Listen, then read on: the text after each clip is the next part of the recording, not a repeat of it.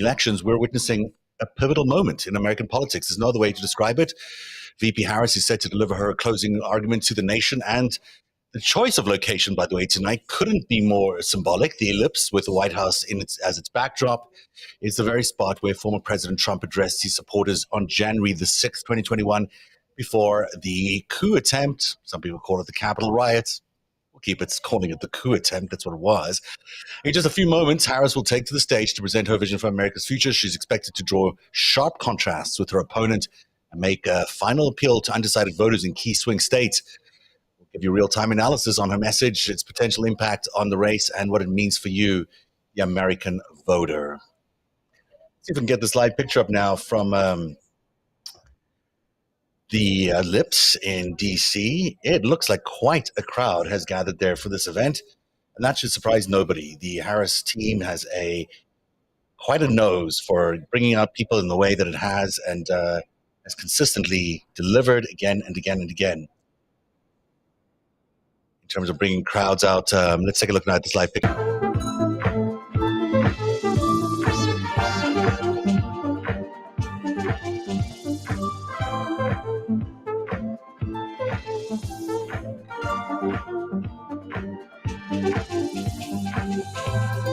It should surprise nobody that the election is just 6 days, 5 hours, 26 minutes away. That's, of course, election day. We won't know the results until a lot later that evening.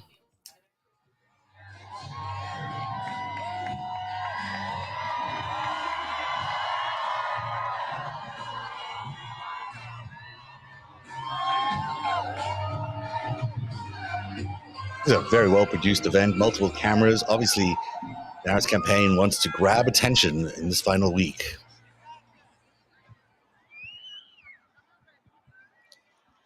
Oh, say, can you see by the dawn's early light what so proudly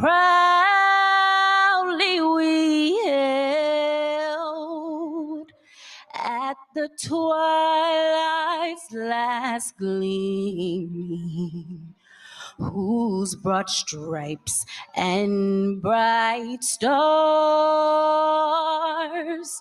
through the perilous fight o'er the ramparts we watched were so gallantly streaming, and the rocket's red glare, the bombs bursting in air, gave proof through the night that our flag was still there.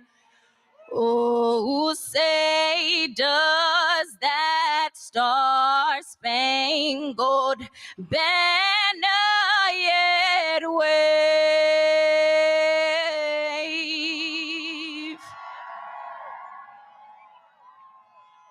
o'er the land of the free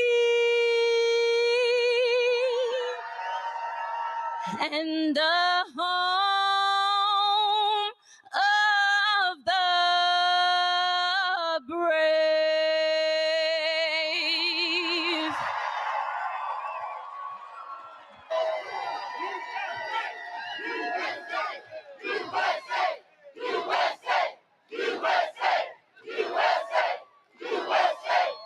Please welcome Vice President of the United States, Kamala Harris.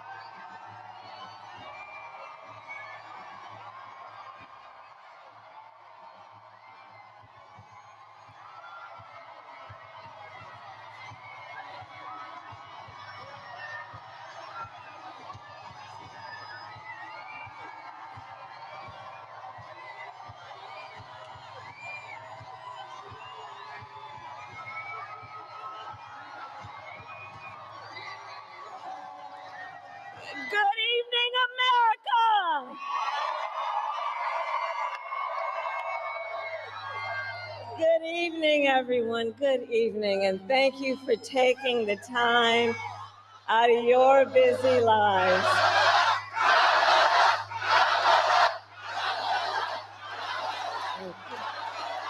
Thank you. Thank you. Thank you. Thank you, everyone. So listen, 1 week from today, you will have the chance to make a decision that directly impacts your life, the life of your family, and the future of this country we love.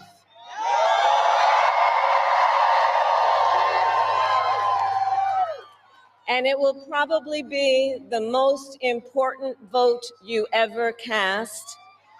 And this election is more than just a choice between two parties and two different candidates. It is a choice about whether we have a country rooted in freedom for every American or ruled by chaos and division.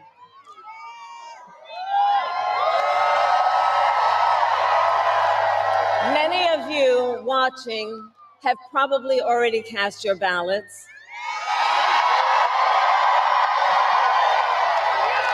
But I know many others are still considering who to vote for, or whether you'll vote at all. So tonight, I will speak to everyone about the choice and the stakes in this election. Look, we know who Donald Trump is. He is the person who stood at this very spot nearly 4 years ago and sent an armed mob to the United States Capitol to overturn the will of the people in a free and fair election. An election that he knew he lost. Americans died as a result of that attack. 140 law enforcement officers were injured because of that attack. And while Donald Trump sat in the White House watching as the violence unfolded on television, he was told by his staff that the mob wanted to kill his own vice president. And Donald Trump responded with 2 words: "So what?" America, that's who Donald Trump is. And that's who is asking you to give him another 4 years in the Oval Office. Not to focus on your problems, but to focus on his. And Donald Trump has told us his priorities for a second term. He has an enemies list of people he intends to prosecute. He says that one of his highest priorities is to set free the violent extremists who insulted those law enforcement officers on January 6th. Donald Trump intends to use the United States military against American citizens who simply disagree with him. People he calls, quote, the enemy from within. America, this is not a candidate for president who is thinking about how to make your life better. This is someone who is unstable, obsessed with revenge, consumed with grievance, and out for unchecked power.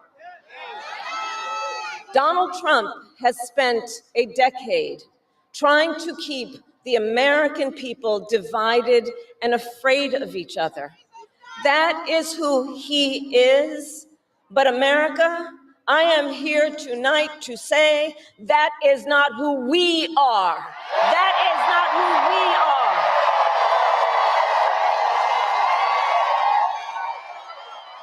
That is not who we are.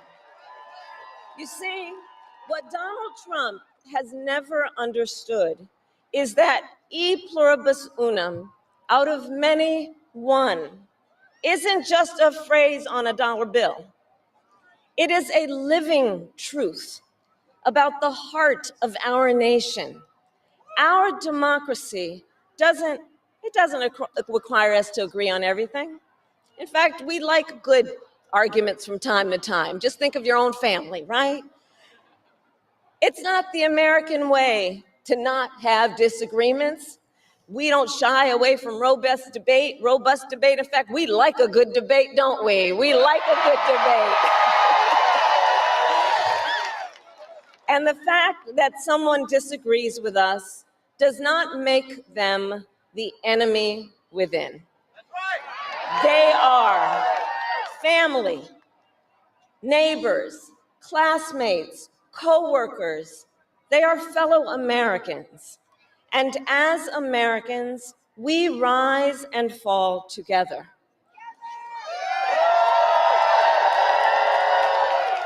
America, for too long, we have been consumed with too much division, chaos, and mutual distrust. And it can be easy then to forget a simple truth. It doesn't have to be this way. It doesn't have to be this way. It is time to stop pointing fingers. We have to stop pointing fingers and start locking arms.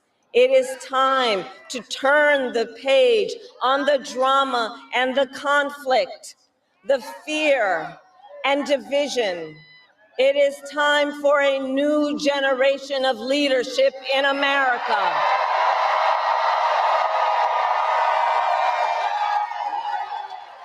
And I am ready to offer that leadership as the next President of the United States of America.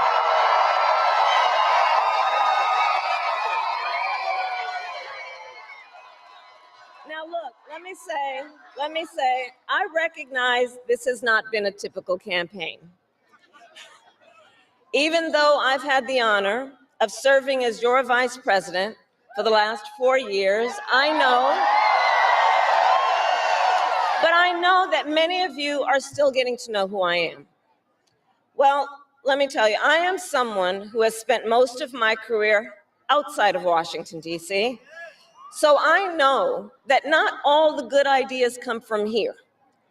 I am not afraid of tough fights against bad actors and powerful interests, because for decades, as a prosecutor and a top law enforcement officer of our biggest state, I won fights against big banks that ripped off homeowners, against for-profit colleges that scammed veterans and students, against predators who abused women and children, and cartels that trafficked in guns, drugs, and human beings. And I did this work because for as long as I can remember, I have always had an instinct to protect. There's something about people being treated unfairly or overlooked that frankly just gets to me. I don't like it. It's what my mother instilled in me, a drive to hold accountable those who use their wealth or power to take advantage of other people. The drive to protect hardworking Americans who aren't always seen or heard and deserve a voice. And I will tell you that is the kind of president I will be.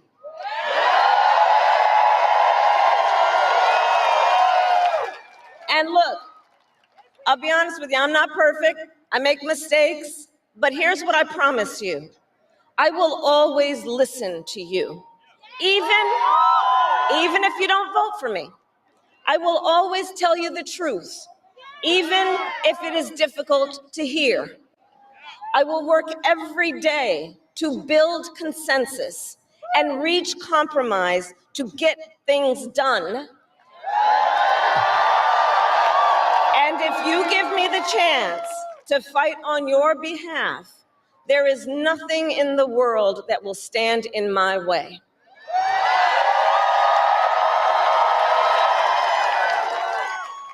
So look, in less than 90 days, either Donald Trump or I will be in the Oval Office.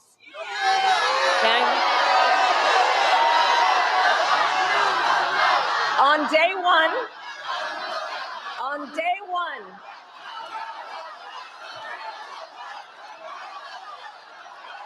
and on day one, if elected, Donald Trump would walk into that office with an enemies list. When elected, I will walk in with a to-do list full of priorities of what I will get done for the American people. And I will work with everyone, Democrats, Republicans, and independents, to help Americans who are working hard and still struggling to get ahead. I have been honored to serve as Joe Biden's vice president. But I will bring my own experiences and ideas to the Oval Office. My presidency will be different because the challenges we face are different. Our top priority as a nation 4 years ago was to end the pandemic and rescue the economy. Now, our biggest challenge is to lower costs that were rising even before the pandemic and that are still too high. I get it. I still remember our mother sitting at that yellow Formica table, late at night, cup of tea in hand, a pile of bills in front of her, trying to make it all work. And I've heard from so many of you who are facing even greater financial pressures. Donald Trump's answer to you is the same as it was the last time. Another $1 trillion in tax cuts for billionaires and big corporations. And this time, he will pay for it with a 20% national sales tax on everything you buy that is imported. Think about it.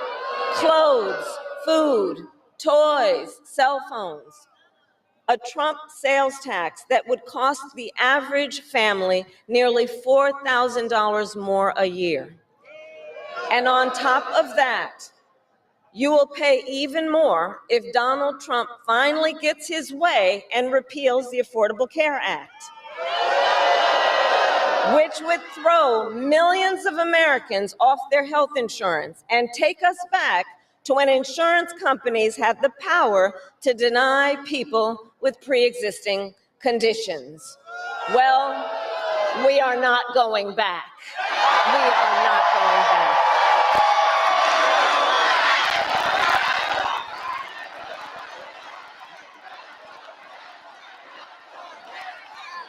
We are not going back because we also know Donald Trump would deliver tax cuts to his billionaire donors. I will deliver tax cuts to working people and the middle class.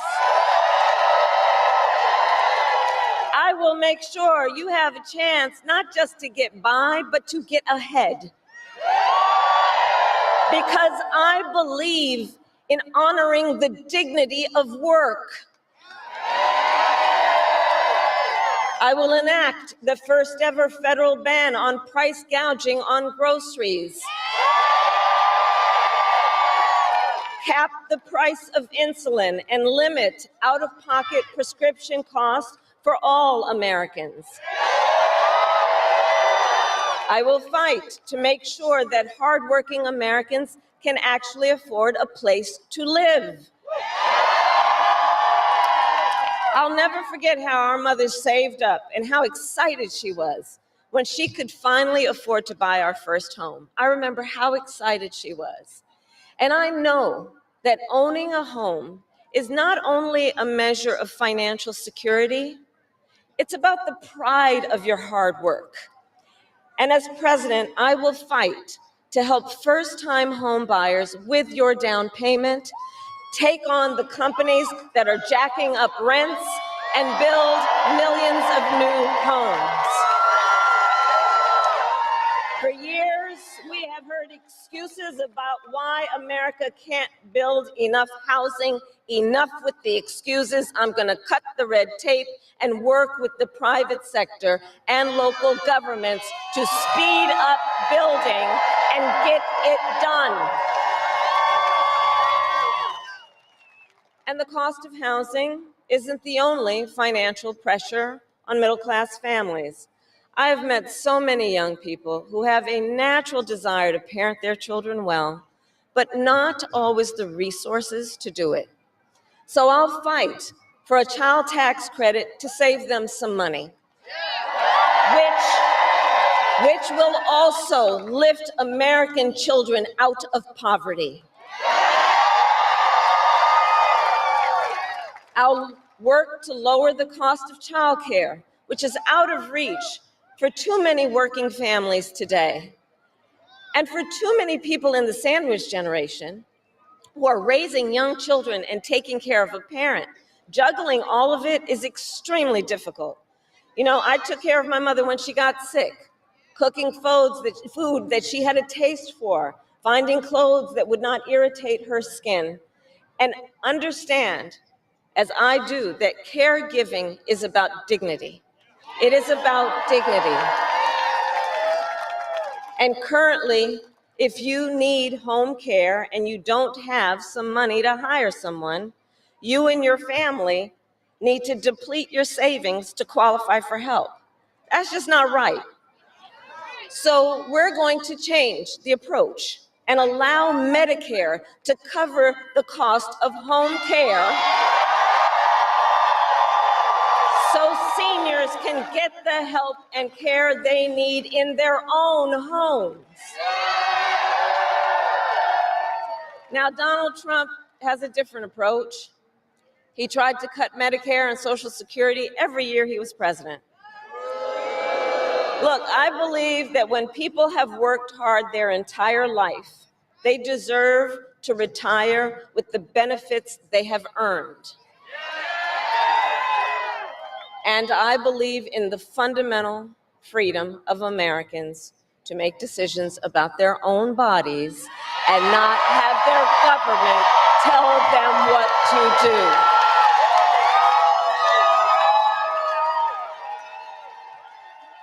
I will fight to restore what Donald Trump and his hand-selected Supreme Court justices took away from the women of America. That today, 1 in 3 women in America, think about it, 1 in 3 women in America lives in a state with a Trump abortion ban, many with no exceptions even for rape and incest. The idea that a woman who survives a crime of a violation to her body should not have the authority to make a decision about what happens to her body next, that is immoral. That is immoral, and Trump's not done. He would ban abortion nationwide, restrict access to birth control and put IVF treatments at risk, and force states to monitor women's pregnancies. Just Google Project 2025 and read the plans for yourself. And look, I think we all know one does not have to abandon their faith or deeply held beliefs to simply agree the government should not be telling her what to do with her body. Not the government. And when Congress passes a bill to restore reproductive freedom nationwide, as President of the United States, I will proudly sign it into law. Proudly.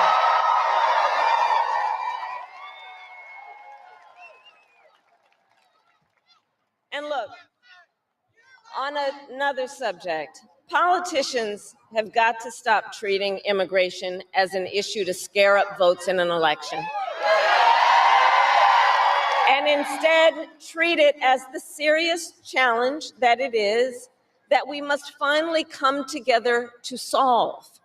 I will work with Democrats and Republicans to sign into law the border security bill that Donald Trump killed. When I was Attorney General of a border state, I saw the chaos and violence caused by transnational criminal organizations that I took on. And when I am president, we will quickly remove those who arrive here unlawfully, prosecute the cartels, and give Border Patrol the support they so desperately need. At the same time, we must acknowledge we are a nation of immigrants. And I will work with Congress to pass immigration reform, including an earned path to citizenship for hardworking immigrants like farm workers and our dreamers. As Commander-in-Chief, I will make sure America has the strongest, most lethal fighting force in the world. Donald Trump, on the other hand, has shown his contempt for our nation's heroes, calls them suckers and losers, called a 4-star Marine general a, quote, lowlife. I will always honor, never denigrate, the service and sacrifice of our troops and their families, and fulfill our sacred obligation to care for them. I will strengthen, not surrender, America's global leadership. And I will stand with our friends because I know that our alliances keep American people safe and make America stronger and more secure. Look, world leaders think that Donald Trump is an easy mark, easy to manipulate with flattery or favor. And you can believe that autocrats like Putin and Kim Jong-un are rooting for him in this election. I will always uphold our security, advance our national interest, and ensure that the United States of America remains, as we must forever be, a champion of liberty around the world.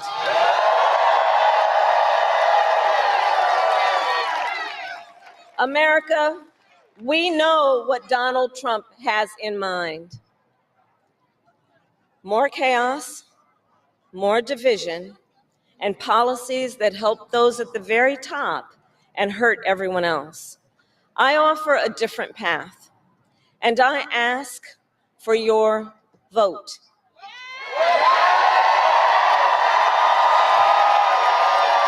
And here is my pledge to you. I pledge to seek common ground and common sense solutions to make your life better. I am not looking to score political points. I am looking to make progress. I pledge to listen to experts, to those who will be impacted by the decisions I make, and to people who disagree with me. Unlike Donald Trump, I don't believe people who disagree with me are the enemy. He wants to put them in jail. I'll give them a seat at the table.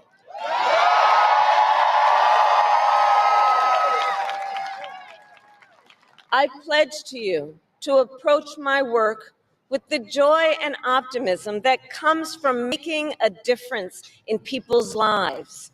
And I pledge to be a president for all Americans. And to always put country above party and self.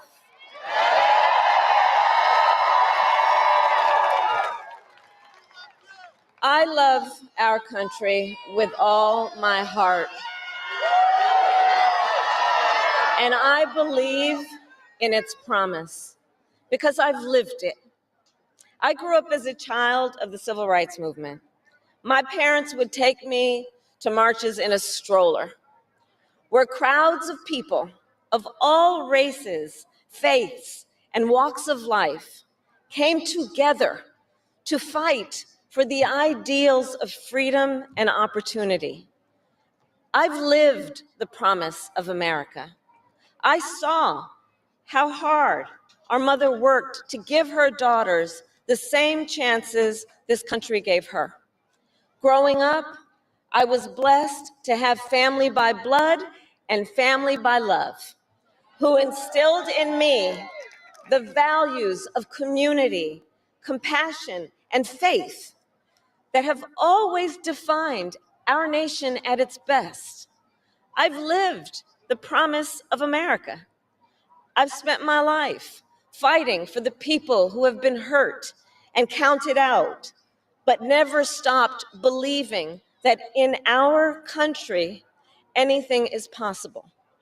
I've lived the promise of America, and I see the promise of America in all of you. In all of you. I see it. I see it in the young people who are voting for the first time, who are determined to live free from gun violence and to protect our planet and to shape the world they inherit. I see it in the women who refuse to accept a future without reproductive freedom, and the men who support them. I see it in Republicans who have never voted for a Democrat before, but have put the Constitution of the United States over party. I've seen it in Americans different in many respects, but united in our pursuit of freedom, our belief in fairness and decency, and our faith in a better future. America, I know the vast majority of us have so much more in common than what separates us. I know it. And that's why I am in this race, to fight for the people, just like I always have.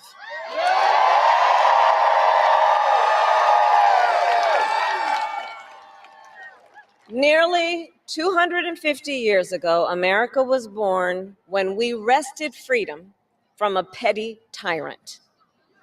Across the generations, Americans have preserved that freedom, expanded it, and in so doing, proved to the world that a government of, by, and for the people is strong and can endure.